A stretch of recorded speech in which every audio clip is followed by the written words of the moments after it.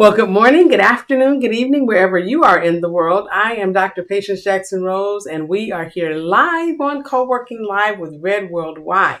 We are ecstatic to be here with you today, and let me just say that we're dressed down today a little bit. We've been traveling, and so we're just coming after our nice business retreat that we attended a few days ago, and we jumped back in today, just really planning and preparing because we are getting ready to roll up to a wonderful opportunity for each and every person that's on today. And so I'm just going to point to the value of it. And then tomorrow we'll give you the opportunity to sign up if you choose to participate in our Q4 summit. Yes, it's time for Q4. We got just a few more days before we'll start with the making sure that people who would like to attend have an opportunity to attend. We only have a certain amount of spots. It's all online this year. And so we want to make sure that if you want to attend, you can attend and be a part of the experience.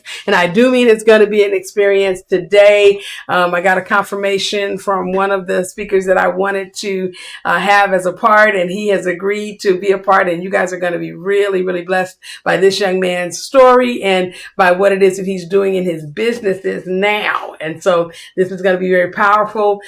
We have, some other speakers that will just kind of, give you a hint about tomorrow, just so you'll know who's going to be in the room. And we want you to be a part. And yes, it will be live with, on all of the platforms. And some of the sessions are not going to be streamed, but they may be available later. But we will have some sessions, our keynote sessions, we're making available to everyone that wants to see it online. And we're very excited about it. The Q4 summit last year was great. And those people who had an opportunity to be in the room, they were very, very excited to be there alongside of us. But this year we made the decision to take our Q4 online because we have a lot more people that would like to be there than we have the size venue to host it at this time. And it just was kind of one of those situations where it's like, okay, we could put all of our efforts and finances into making the online the experience one that it just will be superior, and what it is that you'll be able to take away from it, the notes, everything that you'll have access to. We are just excited to make sure that we bring it, and we're going to bring it. So with that said, I want to just kind of today jump into our legacy topic. We're going to be talking about sustainable finance and investing in a future-proof business. And this is really a topic I believe that we have spent the time to really explore. But I also know that we're not going to be able to finish everything with regards to talking about sustainable finance this week. So we have a special guest that we're going to invite to come alongside of me and talk about, sustainable finance options in lots of different areas, including, the area of insurance and index universal life policies. We'll talk about sustainable finance as it relates to, what else you could do for your business to future-proof the company. And so we will talk about some very special opportunities that are available right now. They weren't available year before last. They were available in September. I think September of last year was when they first became available, but now the product has grown, and it is a really good way for you to future-proof your business, to make sure that if you need to have reserves available, if, you need to make sure that if you have a partnership and you want to protect the partner's interests, so that if something happens and he passes away or she passes away or they become incapacitated, the family members will be able to still take advantage of that partner's investment in the company. We have loads and loads of information to make sure you have available, so that when you're talking about how do I make sure that if I'm, going into business with my niece, or going to into business with my daughter or my son, and I want to be able to be cashed out in a certain amount of time, how can I make that happen? Well, even if the business is not as profitable as you expected it to be by the time you are ready to make your exit, you have your freedom point, there are some things that you can do. And so we're going to be talking about this over the next couple of weeks to make sure that you get the gist of a sustainable finance option that you can use to future-proof the company that you have. So with that said, I would like you to bring up my slides, please, Ms. Javon, because we want to really take the time to help people understand what it means to future-proof your business. And so this episode, we're going to be talking about a growing trend of investing. This is one that may not have been around, like I said, 5 years ago or 4 years ago. There's some aspects of this topic that we're going to talk about that weren't around even 3 years ago. These abilities to prioritize environmental, social, and governance factors they're rather new, in the area of business development, business finance. Okay, and so when we start looking at sustainable investing for your business and for you as an individual, what we're going to talk about today, I want you to understand that these are concepts that are time tested. They actually are concepts that are working for companies and working for individuals. And we want to be able to just introduce them to you and then bring back the professionals who can not just talk about it, but help you make it happen. I am not a financial planner. I'm not a finance how can I put it, guru. However, I am a business advisor, a strategic business advisor, business strategist, and, and I'm a management accountant. I do have some expertise in, how businesses have used this. And I have helped to bring financial planners and people this is their area of expertise to the table, so that they could actually share, the strategies, and then turn around and put people in the process of making sure it happened for their company and for their family. And so with that said, let's jump right in, okay, to what it is that we're going to talk about today. So what is sustainable finance? And I want to kind of approach it from 4 aspects. The first one is investing for good. Sustainable finance is really a way to align your investment desires, your ambitions, okay, and investments with the social and environmental values you may have, and it's okay for you to seek returns, because we want you to have financial returns. But if you're able to do that and still accomplish your social and your environmental goals, this is a very, very good way to do it, okay? Another aspect of sustainable finance is really environmental responsibility. When you are looking to invest sustainably, and you're utilizing the concepts of investing in a process or a product or even a company, or with the company, you want to have the commitments there to reduce the financial aspects of investing in something that's not really green, or they don't have the type of environmental footprint that promotes living life in a way that you want to be able to make sure that this planet still exists for generations to come.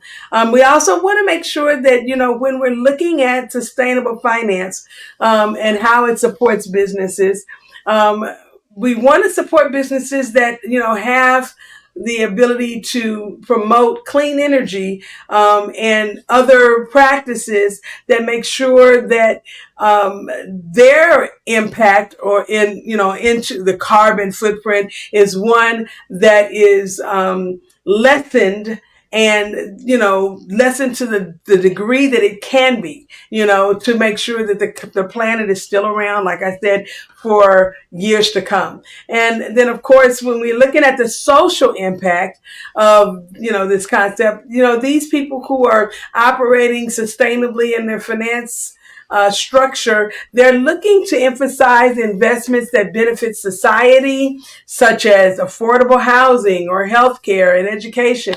They may be looking, to support social enterprises like what we have, Red Worldwide. We're a social enterprise, and so a lot of times people who are looking to invest, they're looking for companies that they could either, pour energy into, donate their time, put funds behind it, or for that matter, shop and use the services of those types of companies over other companies, make choices to participate in things that these companies might be doing because of their, social nature and the way that they do business with care. Okay. And so when we're thinking about it, we're also looking at the good governance. Sustainable finance promotes investments in companies that have strong corporate governance practice and ethical leadership. And that's something that is really important, because when you're looking at where you want to purchase items at stores, and I'm just going to use this as an example because it's a huge one. For me, at one point in time in my life, I didn't really care what was going on behind the scenes of a specific grocery store. If it was set up in a way that was logical and they had wonderful, practices for how they displayed things in the store looked clean, smelled clean, and the people who were behind the registers looked, very organized, and they had on their uniforms, and the way that they were dressed made sense for what they were doing, I was all with it. But what I will tell you is that it's more than that. Okay. It became more than that for me as certain things happened in our communities. I remember, I really became aware of what it means to, be vested in utilizing, the services and the products, shopping in the stores, or taking advantage of other types of commerce in terms of banking, and, not just banking, but even in my managing of my finances when I was working with financial planners, I began to look for what the social responsibility of those companies were. How those companies presented themselves was really important to me. And for that matter, if they walk their talk and talk their walk. Let me just say it that way. So I had to come into the place of where I understood the concept of someone being ethical and having a strong corporate governance practice, and having their company structured in a way that made it so that they took care of their customers, fully. I mean, they cared about how they package things, what it is that they used in terms of, the way that they structured things inside of their offices or inside of their store. They made sure that they used reusable materials if possible. They were constantly looking to have as little waste as possible. Those things became really important to me. And it became even more important for me to understand that the culture that went throughout the company, it wasn't just something that was a face of the company so that people could see them doing things a certain way, which would entail them being able to get more customers, okay, or more clients. They weren't just about having a show, they were about actually doing what it was that they said they were going to do in a way that supported their mission, okay, while saving the planet, okay, and yes, I know some people say, man, she's such a tree hugger, but let me just say this.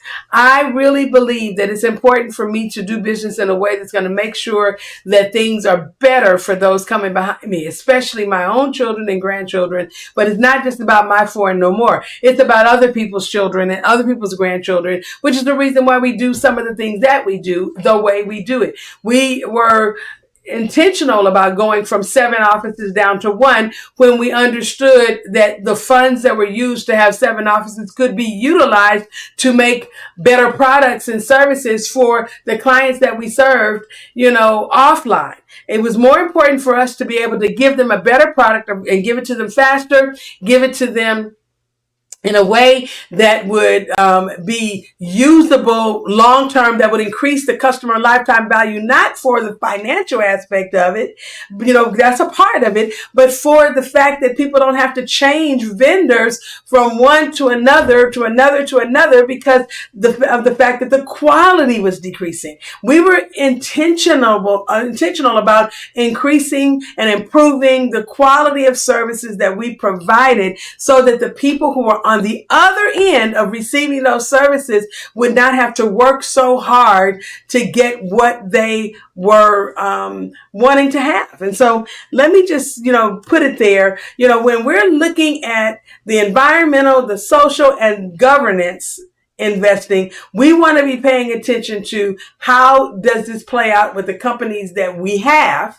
for these people who are entrepreneurs that are watching here, but also how do we interact with other companies, and are they holding to the same types of standards? So let's look at the ESG factors here. Environmental factors focuses on the company's environmental impact, such as its emissions, its resource usage, and pollution levels.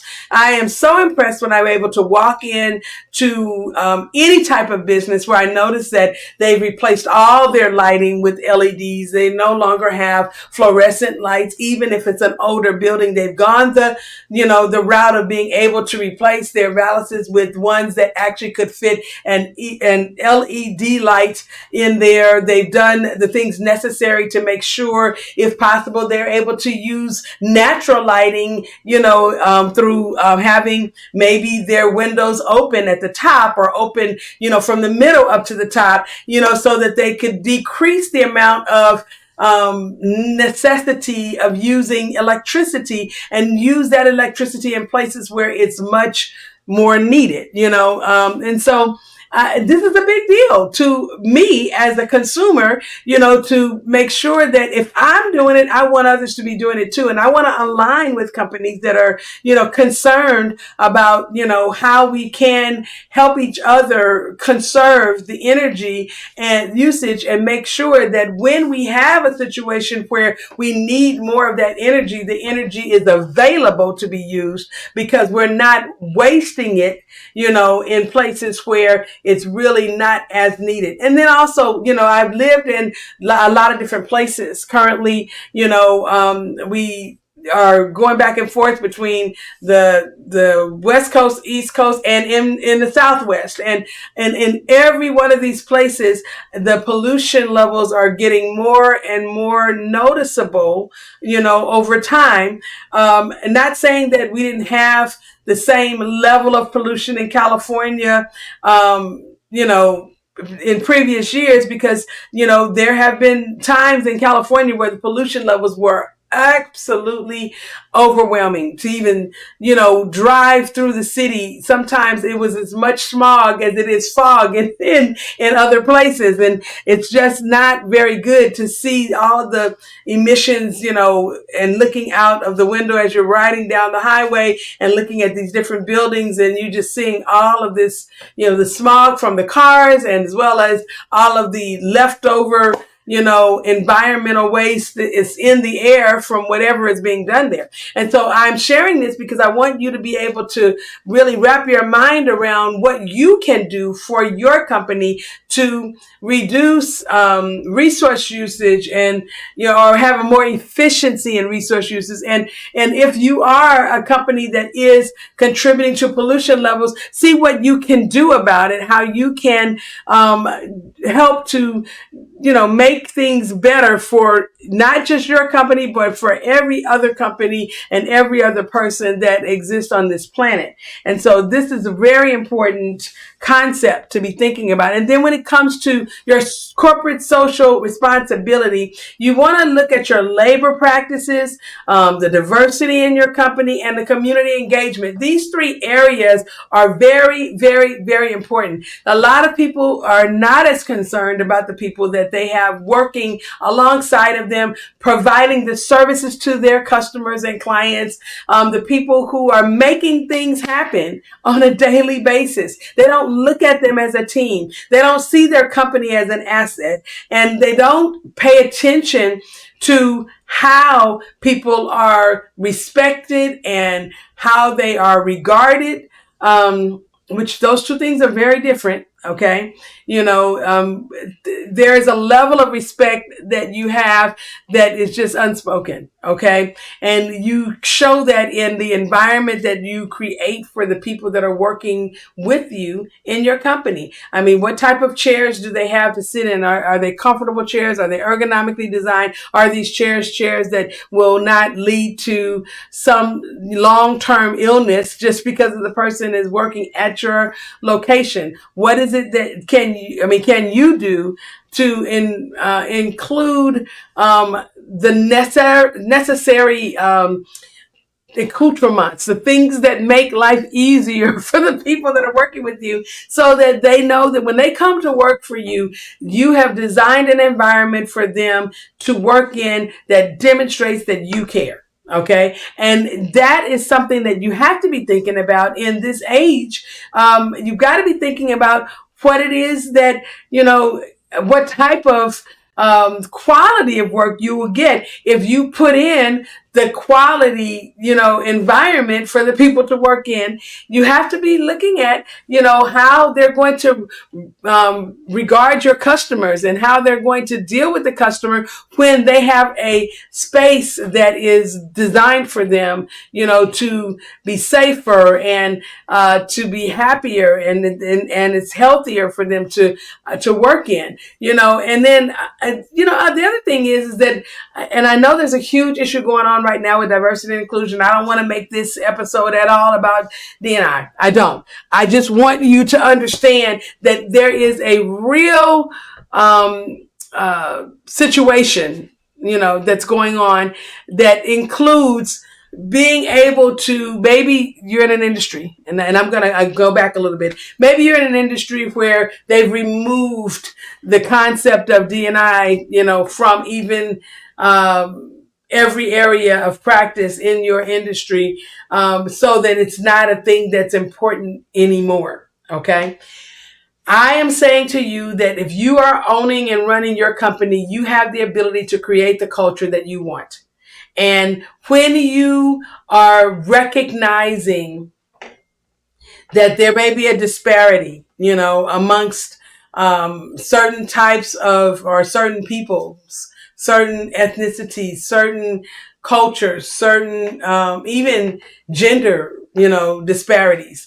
It is really important for you to decide how you're going to respond to this human condition.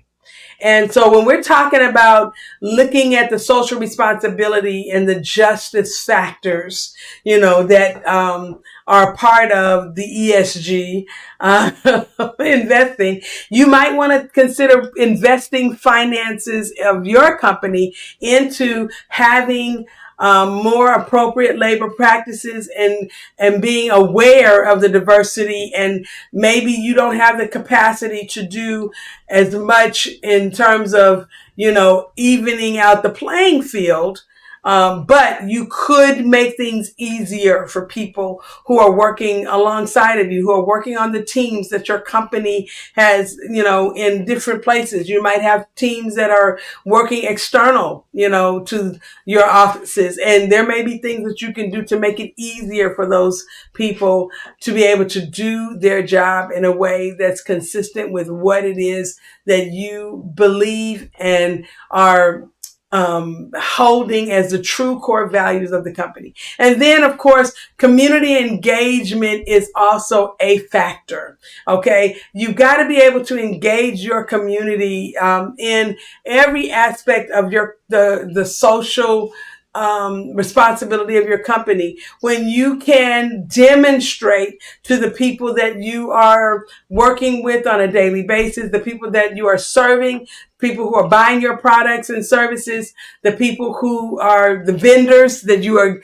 engaging with to get the supply, okay, so you can supply to your company customers, the people that you have to deal with on a annual basis, maybe for, compliance and all of these things, your actual vendors that serve you in the way of professional services that you might need for your company to stay in business. How you deal with these people, and engage them, is really, really important. So it's not just about engaging the community of people that are actually seeing your business and watching what you do. This is about, are you the same across the board? Are you providing a quality product for, a competitive price, but an affordable price? Are you, or are you just doing some of the things that you're doing, like your giveaways and things, just so that you can show up in a different light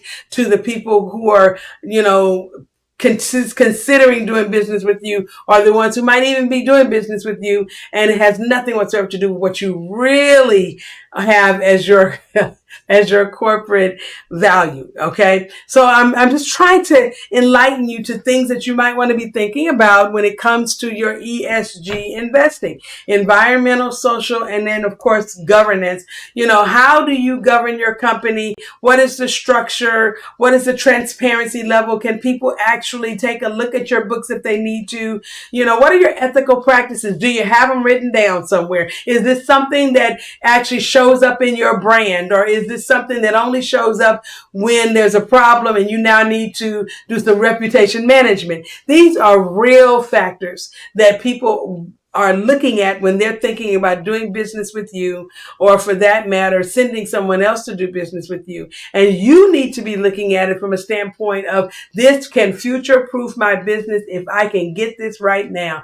If I can straighten out the areas where the company may be a little off kilter and bring some things back into alignment with what the values were that I actually said I stood for from the very beginning, or do I need to expand my mission? Do I need to expand my vision statement to encompass some of these wonderful areas that really should be more than just ideas on a piece of paper? Okay, so we want to talk about this because it's becoming a real trend that people are becoming more socially responsible in their investing. And so when we're talking about investing now, we're not just talking about investing money in companies that you may not run, companies that you might have a little stock in or anything. I'm talking about investing socially in your own company, okay? And in your own entrepreneurial endeavor. This is a very important concept. And let's look at the rise of socially responsible investing, and how we'll talk a little bit about how this actually, the outcomes of this particular concept, and how it actually did help to do something different for many different industries that we are utilizing as our entrepreneurial basis now. So in the early 20th century, there were early forms of socially responsible investing, and they were focused more on religious communities, nonprofit organizations, ethical principles. They really were not necessarily something that was a part of the fabric of a company per se. It was more a part of the individuals who worked for the company's ideals, and the way that they served in their capacity as an employee or as a contractor, demonstrated their religious beliefs, their faith, their the concepts, their ethical or moral responsibility, if I can say it that way. But then when we started getting in between the 70s and the 80s, there was a growing awareness of the environmental and social issues that could be that they could have something done, about them at the corporate governance level. So it led to a surge in people beginning to invest in areas of their own company that would show their social responsibility and that would pay off. These were investments that would and could pay off, through attracting other clients and customers to the company based on what that company purported that they were all about. Now, I want to tell you that in the 70s and 80s, I don't know how many of you guys that are on this broadcast tonight, this podcast, remember or would even know, anything about this, because some of you guys weren't even born yet. But let me just say this. There was a time where the compassion meter, I'll call it that, of people, was a whole lot different. And that's why when I talked about in the early 20th century, the socially responsible investing really focused on things that individuals did. They gave to their church. They gave to, nonprofit entities that were doing good things in their communities. They concentrated on their own ethical principles. And so it was very much a me, my, how I believe, what it is that I'm about kind of thing. But then there began a trend where companies had core values. There was a time where no one was printing out their core values and making it a part of their brand, or for that matter, putting their core values anywhere near their brochure. They talked about who they were, what they did, and how much it cost. Okay. And they expected you to see their social responsibility through the eyes of the people who were looking at what was being done. They were looking at how it was being done. Oh, that was a nice waitress. She was really nice to us. She had a good smile. She served us well. And so as a result of that, we're going to give her a nice tip. Okay. And we'll talk about this restaurant by saying, yeah, they got a nice waitress down there named Mary. Okay. And so that was kind of a thing, for many, many, many, many years, 50s and 60s and early 70s. It was really all about, again, the individual. It wasn't necessarily about the company. There were some companies that were known for their social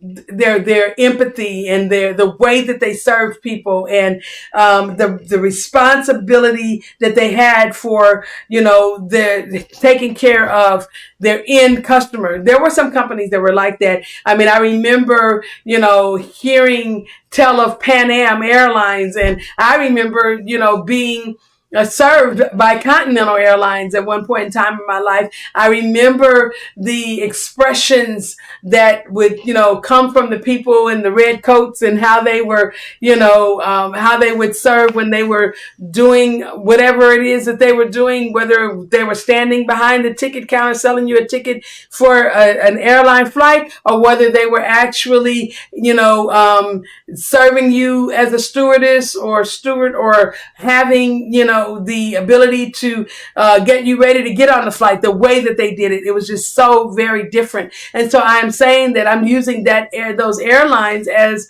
examples, the way that the people dressed, the way that they, combed their hair and groomed themselves. All of that was a part of that way that they provided the service. And as a result of that, you could also see them. There was, this was way before people were really conscious of how they put things on their website. They were more or less conscious, and you get a brochure, you would get a magazine with an article in it that talked about the companies. You would get, sometimes you'd see these people show up in, on flyers, or for that matter, you would get some sort of an article that you were looking at in the newspaper, and often they would talk about their social responsible nature of the company. You know, how I remember when I was purchasing an elixir, it used to be called Via Viente, and I used that, you know, for health purposes. I would drink it. At one point in time, I was in the distribution sales and multi-level marketing side of it, and I remember them. It was nothing for these companies who were in, you know, multi-level marketing or some other type of network marketing to sell their product to individuals, but then talk incessantly about their corporate social responsibility, how they were taking care of, you know, children in other countries, or they were providing food for people who were in what we now call food deserts, you know, who were, you know, just food insecure, or for that matter, how they, you know, had a portion of your of the proceeds from the sale would go to Jerry's kids, or, you know, those things were things that were a part of a era, an era that was rife with being socially responsible. So it was, but it was more about the donations and the service than it was about the investment. And so when we come to the 21st century, we actually see companies, you know, stepping into the role of the environmental, social, and governance practices, that those ESG factors. And so investing in every one of those areas so that it could bring a return, whether that's more customers, you know, or a longer customer lifetime, you know, value, an extended customer lifetime value, or even an expansion of capacity, you know, or people choosing your company over other companies because of, you know, the fact that they can see you and your investors in your company making choices for sustainable options, and options that are going to yield a return on every in every place where you place it, you know. And so these are very important things. So what are some of the benefits of sustainable finance? Now we talked about the history of it and how it even became a thing, but now we want to really talk about the benefits. So let's look at 3 benefits. Well, there are financial returns. I can tell you across the board, as a business strategist, I've seen the data, and companies with strong ESG practices often outperform their peers. I mean, they are, you know, for the long haul, they are going to be better positioned to navigate risks and to avoid, you know, a lot of the pressures of, you know, having challenges in the market. They will often be able to, you know, have more opportunities availed to them, you know. And we talked about excellence being attractive, but let me just tell you, when you have financial excellence, which we're going to talk about in a few weeks,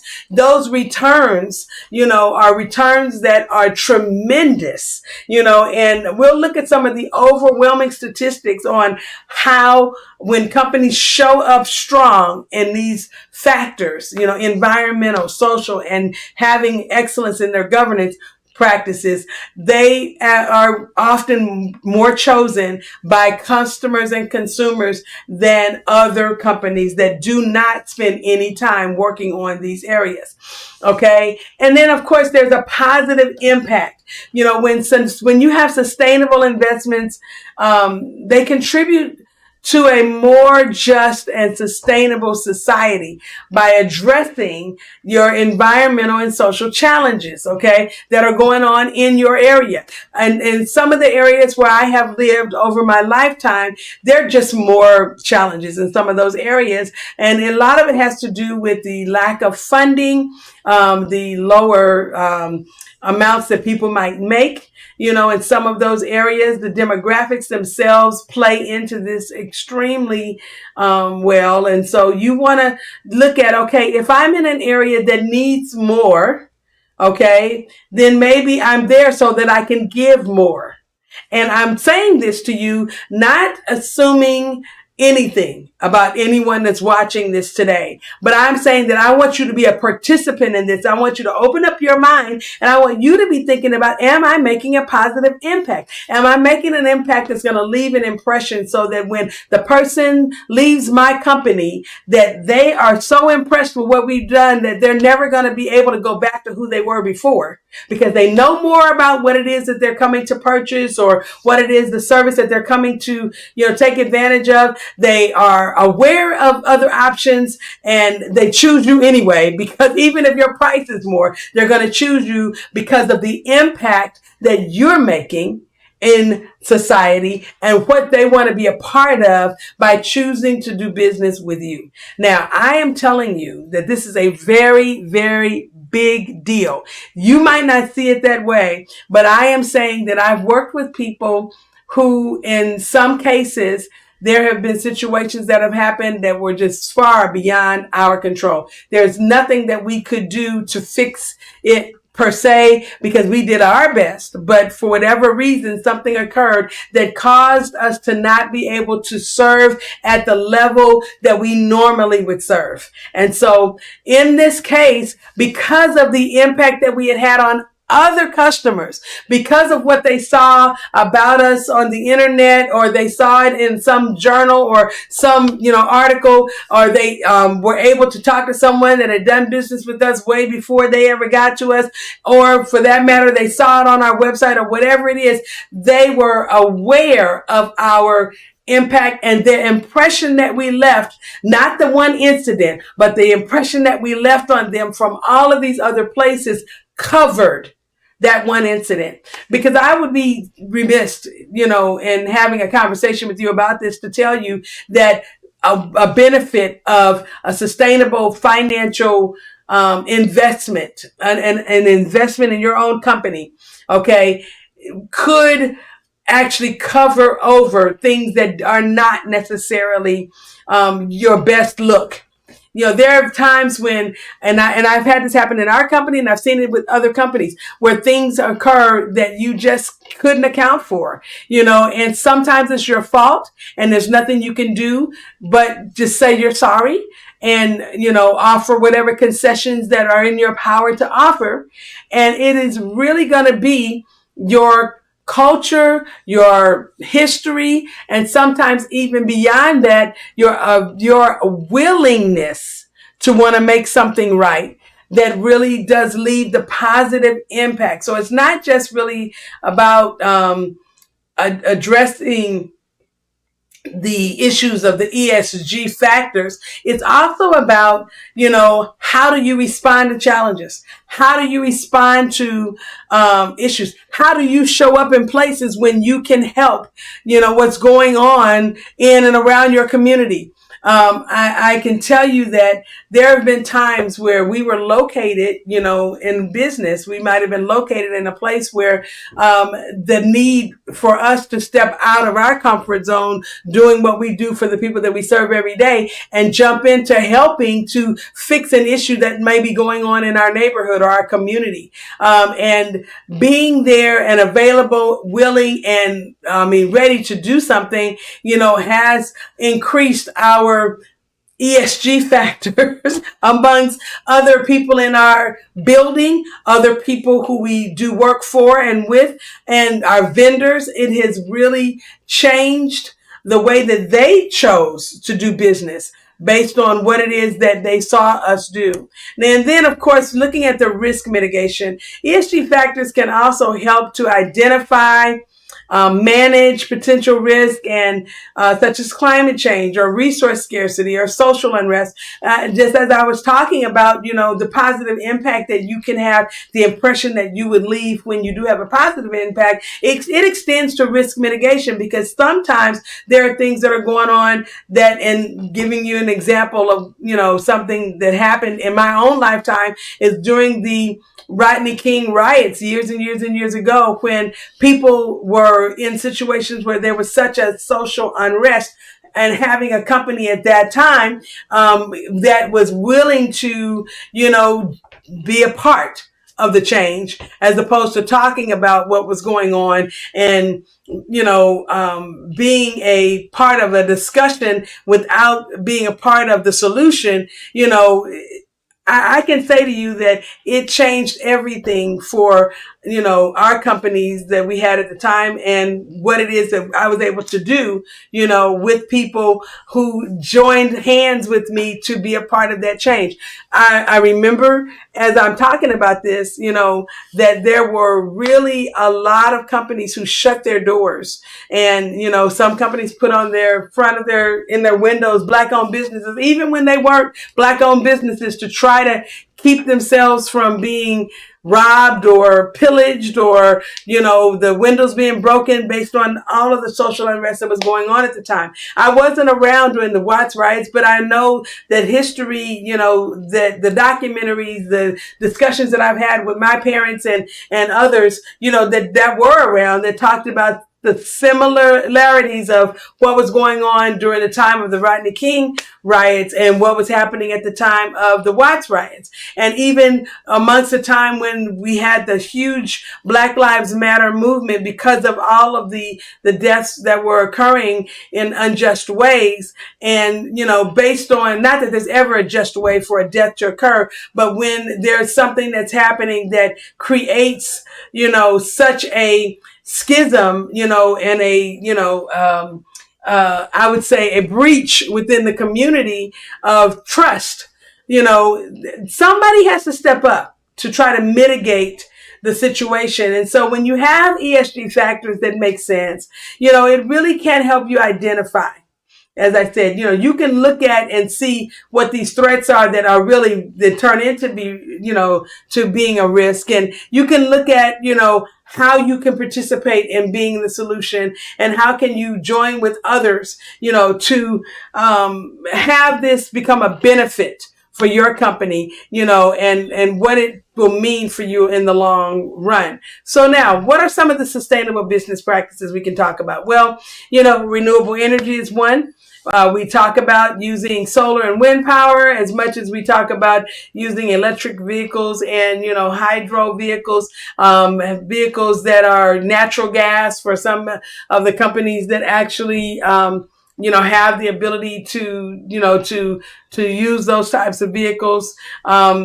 We want to look at, even some of the airlines that are, starting to use biofuels and other fuels that are helping to make it so that our world is better, for the use of a type of energy that is going to contribute, to our the living experience that we have. And then when we look at utilizing the circular economy, I know a lot of you guys are familiar with the reuse, recycle, and reduce. And so when we're thinking about the concept of designing a product that makes it easier for you to reuse, recycle, and reduce waste, and that promotes resource efficiency, this can really, again, take your company to another level, because what it does is it helps you to be a part of, again, a solution, and so if you have the ability to even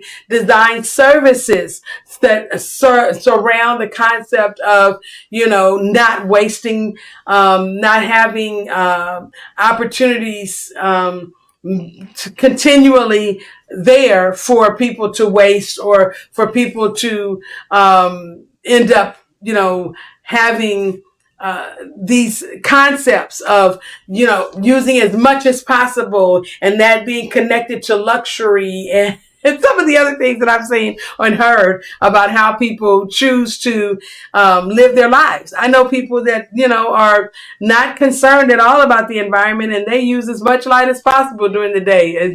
All lights on, and it's their energy bill, I guess, at the end of the day. But when you think about, when you do that, what does that do for when there is an issue and we need to be able to have access to stored energy? If the energy was wasted, and people didn't realize that there was going to be a need for it later on, then it's not there for people to use. And so we want to be thinking about more than just ourselves. Again, I'm thinking about more than my four and no more. I'm thinking about what I can do, to ensure that, my company is remaining socially responsible. And so we can treat our employees fairly. We can promote, the diversity and inclusion. We can support local communities. We've talked about that already. And we can, do everything that we can to make sure that we are not just, demonstrating something for people to look at and give us the rah-rah when we don't have anything to back it up.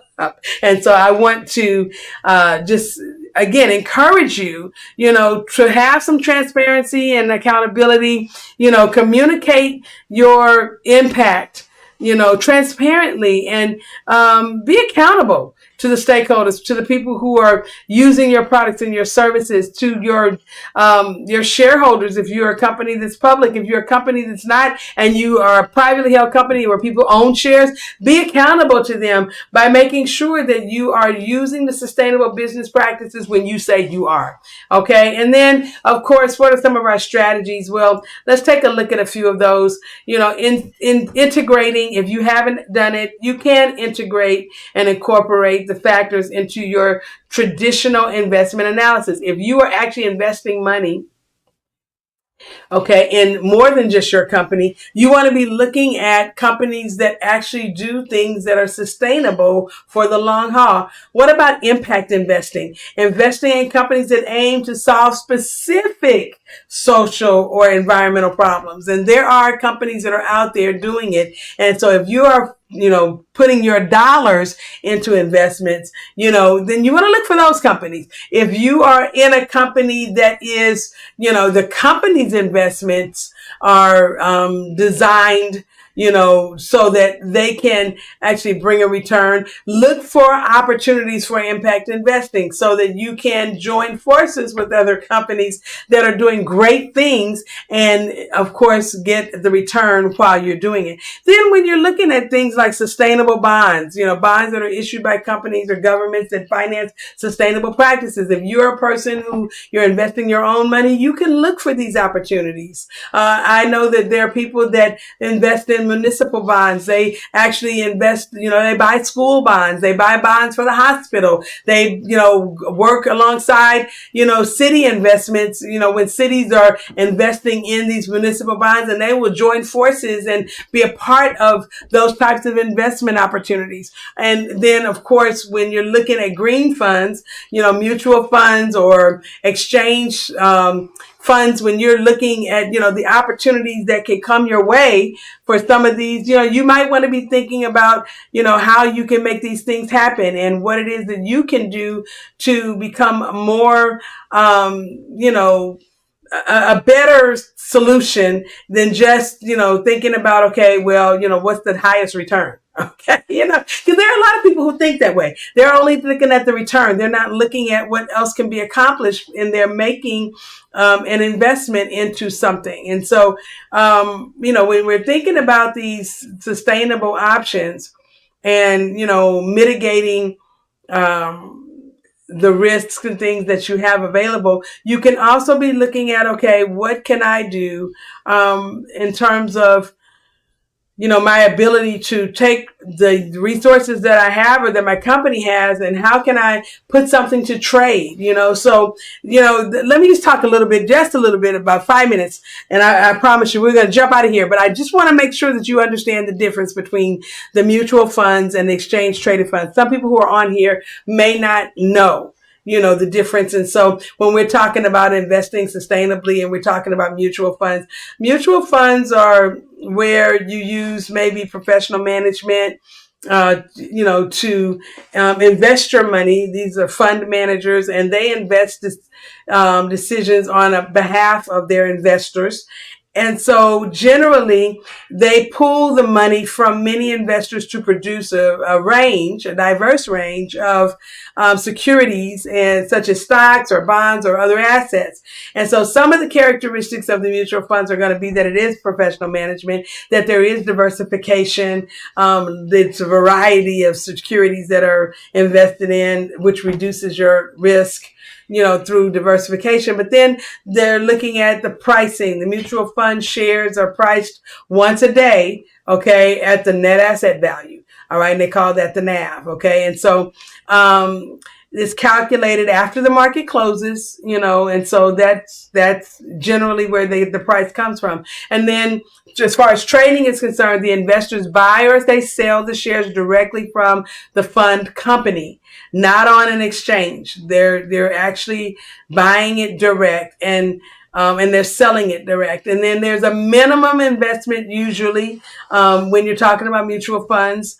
And there's a minimum initial investment, that's required in a lot of these funds. And there's various kinds of mutual funds, stock funds, bond funds, balance funds, money market funds, I'm sorry. And some of you guys who were on a few weeks ago might have heard me talk about how when I got ready to go to college, I didn't realize that my parents I didn't qualify for student loans at the time. And I filled out the loan application.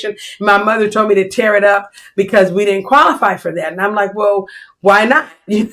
I didn't have a clue as to why we didn't qualify. Nobody had ever told me why. But at the end of the day, I found out that my parents, they invested.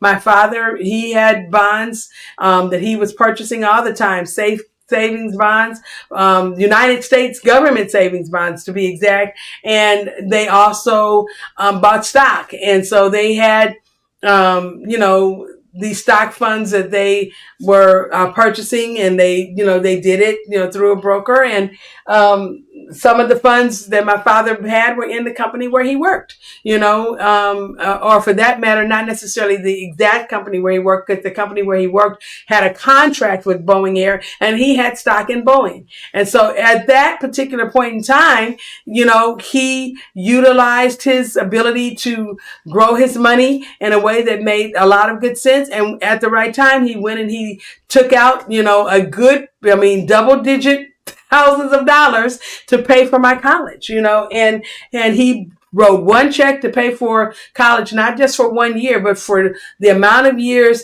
that was necessary for me to finish that degree. And so I'm sharing that because these are things that people, are thinking about, and, because they often will ask, well, what types of things are available? Again, I'm not a financial planner. We will have some people on the line that can help you with a lot of these options, but I'm just telling you and educating you on something that you could look at if you're looking at investing. Some people are also buying their own investments in the companies where they work or own.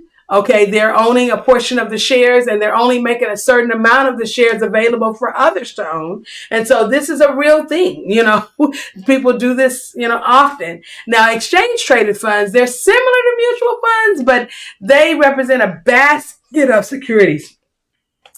But they trade on stock exchanges like individual stocks. And so here are some of the key features of the, exchange traded funds. Well, there's flexibility. They can be bought and sold throughout the day, at market prices. This is not like you have to wait to the end of the day and get the price, right? And then there are lower costs. Exchange traded funds are often, lower expense ratios, compared to the active managed mutual funds that we talked about earlier. And there's transparency involved. They disclose their holdings daily. But again, like I said, you can buy and sell out throughout the day. There's tax efficiency, when you're looking at the exchange traded funds, because they generate fewer capital gains distributions than a mutual fund might do. And there's no minimum investment on an exchange traded fund. You can purchase as little as one share of an ETF, or as much as you like in that respect. There are types. Okay, so let me just say this. There's index tracking ETFs, there's sector ETFs and commodities, and then there's an actively managed ETF. So you want to, understand that there's options there. So in the key differences between the two, mutual funds are bought and sold at the end of the trading day. ETFs are going to be bought or traded, throughout the day. Okay. Like stocks. Pricing, mutual funds are priced at their NAV once per day, while ETF prices fluctuate throughout the trading day. Management, mutual funds are actively managed, while most ETFs are passively tracked as a index. Okay, throughout actively managed ETFs, though they do exist, they're not, the common ones that we're talking about today. And then, of course, the costs. ETFs are lower cost expense ratios than your mutual funds are going to be. And there's tax efficiency involved in the ETFs. They're more tax efficient due to their creation and redemption process. So that's just a little bit for you to learn today about, the difference between the two. When we come back and we talk a little bit more about this next week, we're going to talk about the Index Universal life policies and some other factors of, insurance that could be considered, a type of investment, annuity, some of those types of things. Some of you guys who have my book, Fluency in Finance, you've begun to learn about these things and you're very interested in what your sustainable investment options are. And so we want to make sure that we bring that out to you so that you have options of seeing how those things work. But the conclusion of all the matter is that the future of financial sustainability is growth, because it's expected to continue growing, driven by the increasing investor demand and the regulatory support that is now available, within the concept of the ESG factor. Okay. And innovation. There's lots of new technologies and business models that are emerging, and they are addressing a lot of the environmental issues, the social challenges that we might have. And so for this reason, because they're iterating on old concepts and really bringing them up to speed with the new innovations, the sustainable finance is really becoming a popular trend. And then, of course, collaboration. There's lots of governments, businesses, trusts, charters, investors, organizations that are, coming together and having these different sectors in industry coming together is essential if we want to achieve our sustainable development goals. And so you're going to be hearing a lot more about sustainability. The UN has a big, model for sustainability that they put out, several years ago. And you're seeing the adoption of that from lots of different angles. A lot of different types of organizations are adopting the sustainability practices. Different countries are jumping in. And then, of course, as companies are becoming more, interested in making sure that they are doing things that are better for the planet, better for their pockets, okay, better for their staff, better for their vendors, better for their consumers, their customer, their client. We're seeing sustainable finance practices brought into the forefront. And so we want you to be aware of, these particular matters. And we want you to, if you have a question, send us comments, send us questions. You can always send questions, on our website, but you can jump right to our email, admin@redworldwide.org. If you're interested in learning more about sustainable finance and you want a copy of our, Fluency in Finance book, we will send it to you for free. We do not, want anyone to be in a situation where they do not have financial fluency as a life skill, and understanding the concepts of sustainable finance, whether it's you investing in your own company or investing in the company of others. We want you to be knowledgeable and know how to do it and how to do it well. Well, this has been Dr. Patience Jackson Rose with Co-working Live with Red Worldwide. You've had a full hour today. So for some of you guys that talk about our Fridays that are about 25 minutes or so, you got a full hour today on Tuesday. So I hope that you have enjoyed this, and we look forward to seeing you again next time.